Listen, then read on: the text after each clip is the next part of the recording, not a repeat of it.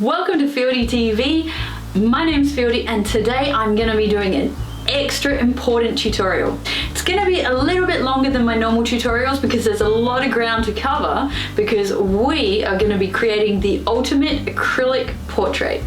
Before we get painting, it's really important that you get yourself a good quality reference photo.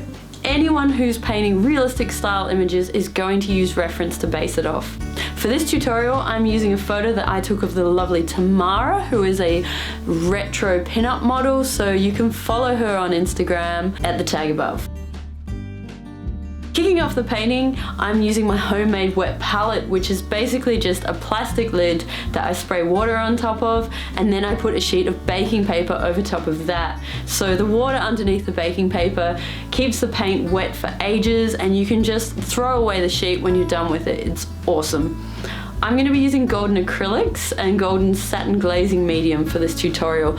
They're pretty much my favorite paints, but you can use any good quality artist acrylics instead. The colors that I'm going to be using today are white, yellow ochre, cadmium red light, Pyrrole red, burnt umber, raw umber, and Prussian blue. The first thing I always do is just block in all the colors of the artwork really roughly.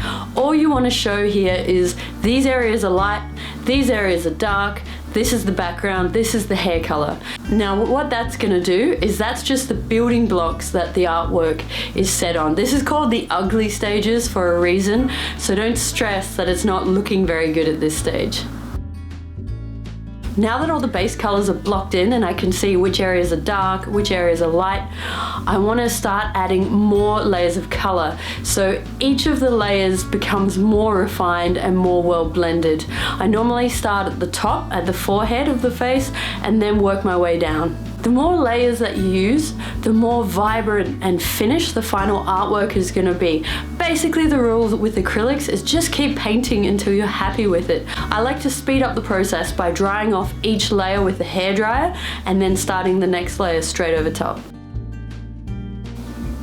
The forehead's done and I'm moving my way down the artwork to the eyes. Now they are nearly always the most important part of any portrait. They're so important that I like to spend quite a bit of time just zeroing in on them and getting them right.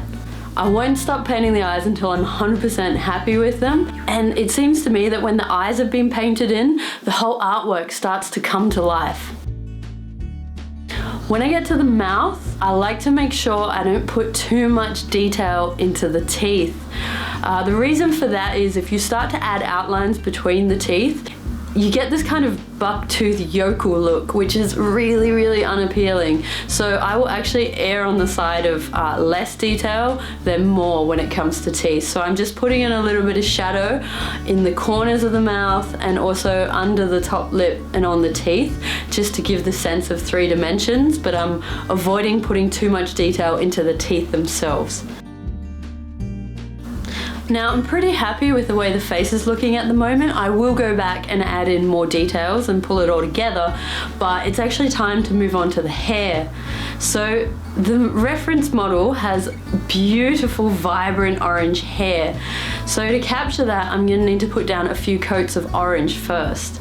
The orange is transparent, so I can still see the underpainting underneath, but the idea here is to build up some strong color layers to get a really vibrant color effect. After I dry it off, I'm blocking in the shadows and the highlights to start to create depth in the hair, and I'll mainly switch between different brushes here. I'll use my chunky brushes to give the sense of clumps of hair, which is important to give the hair shape, and then I'll use a really fine pointy brush just to pick out a few kind of smaller strands of hair, and that's what gives it the illusion of lots of small strands making up an entire head of hair. What you really don't want to do is use a tiny brush and try and paint all the hair individually, because you would go insane trying to do that, and also it doesn't actually look very realistic. Moving on to the flower, it's exactly the same process as with the face and the hair. I'm starting with rough blocks of dark, light and mid-tone colors, and then adding a few layers to start to pull it all together and blend the colors into each other. Now that the hair and face is done, and I'm largely pretty happy with that, it's time to move on to the background, because adding the background in will actually change the whole look of the piece, and I may need to adjust the face after that.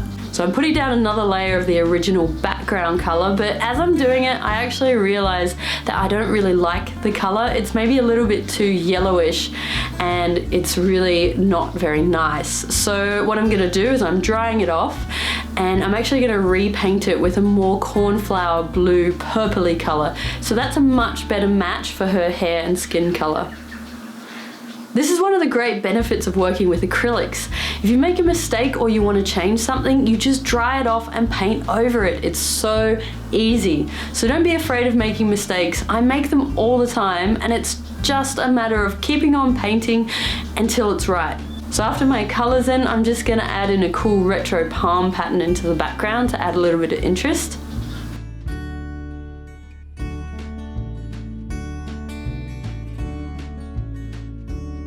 Now the artwork's about 80 to 90% done. All the major things are in place, so I can start to do some little fine-tuning things that are really gonna finish the piece and make it pop. One of the things that I've noticed is that her skin tone is a little bit too cool. So this is a pretty easy fix, and this is where the glazing liquid comes into its own. So I'm gonna use a little bit of yellow ochre and a tiny touch of cadmium red light. So I'm gonna blend those two together, and then I'm gonna start adding tiny amounts of the paint into some glazing liquid. So I'm always gonna err on the side of too little paint in the glazing medium, because it's easy enough to do a second layer, and I don't want it to look too obvious. My dad's a chef, and one of the things that he always says is you can always add more salt to a dish, but you can't take it away. It's very similar with using glazing medium and doing color changes. I could see that some of the shadows and the highlights could do with being emphasized to give more contrast to the piece. So I'm just using white to boost the highlights that are on the tips of her nose, her forehead, and in the corners of her eyes. For the shadows, I never use black. So what I do is I mix again that mix of Prussian blue with burnt or raw umber until I get a kind of a natural black. Again, I'm using my glazing medium, and I'm just taking a little bit of the natural black at a time to create a shadow glaze. So if you end up with any hard edges here, what you can do is just wash your brush out and then use just a little bit of the glazing liquid on its own to blend the edges back into the artwork. Using a little bit of that shadow color on its own, I'm gonna add in her lower lashes and darken some of the eye area. I'm also using the shadow mix to deepen some of the areas of her hair, so her hair feels more three-dimensional. This step is entirely optional. Part of my style is that I always use outlines to tie everything together. I'm using the Golden High Flow acrylic ink in black. This stuff is awesome because it's so loose and runny. It just flows really nicely, but it's super black. I like to use a couple of really good quality sable brushes to do the outlines because they have a nice spring and bounce to them, which gives a really elegant effect.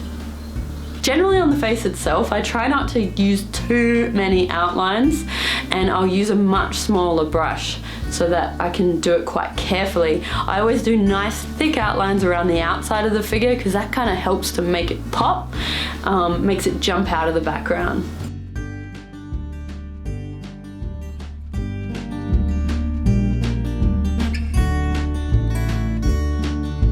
Thanks for watching, guys. I hope you loved it and I hope it was helpful. If you have any questions, ask them below. Don't forget to like and share it with your friends because that really helps me make more of these videos.